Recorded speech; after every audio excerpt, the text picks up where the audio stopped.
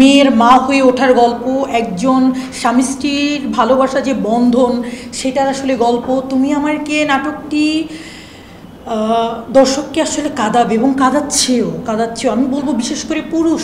এটা আমাদের সমাজের একটা গল্প, হয়তো আপনার আমার খুব কারো খুব চেনার কাছের একটা গল্প আমরা দেখলাম। আমি কোনো জনরা বলবো না, সব ধরনের গল্প বলতে চাই, কিন্তু যেই গল্পটা বলতে চাই সেটা হচ্ছে জীবনের সাথে যেন কানেক্ট করে।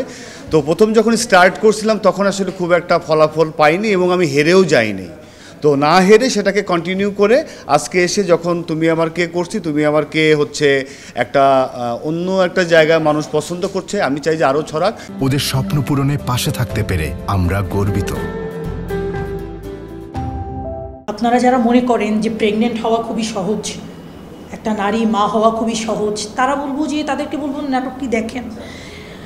একজন মেয়ে যখন মা হয় সে সময়টা 9 মাস 8 মাস, সে সময়টা একটা মেয়ের যে কতটা বাধ্যতার মুখে দিয়ে আসলে যেতে হয়, কতটা যন্ত্রণার মধ্য দিয়ে যেতে হয়, এটা আসলে বলে বোঝানো যাবে না। তো তুমি আমার কে আপনারা দেখুন, এবং আশা করি যে খাদিজাকে আপনারা বাধ্য হবেন ভালোবাসতে। ওনার গল্পটা একটু গতানুগতিক 10 জন থেকে একটু ডিফারেন্ট, একটু আলাদা। তার একটা কাজ আপনারা নিশ্চয়ই দেখেছেন।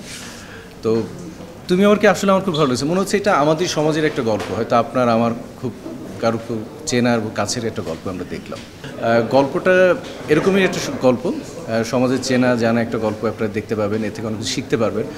আর ডেফিনেটলি এটা বলতে চাই আমাদের টিমের পক্ষ থেকে যে আমরা প্রত্যেকটা গল্প একটু গতানুগতিকের বাইরে করার চেষ্টা করছি, যেন দর্শকদের ভালো লাগা ভালোবাসাটা আমরা যেভাবে পাচ্ছি সেভাবে যেন ধরে রাখতে পারি। এইটা বিশাল চ্যালেঞ্জ, কারণ হচ্ছে কি প্রত্যেকটা মানুষই আমি মনে করি সবাই যেই কাজ করুক না কেন তার নিজের সাথে নিজের প্রতিদ্বন্দ্ব থাকে।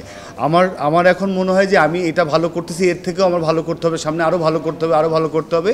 ওই মানে চেতনা বা ওই চিন্তা নিয়েই আমি সামনে এগিয়ে যাচ্ছি।